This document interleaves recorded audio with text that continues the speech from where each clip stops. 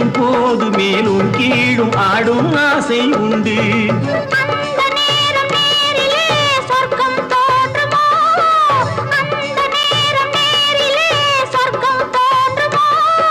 காணாததும் கேளாததும் காதலில் விளங்கிடுமோ?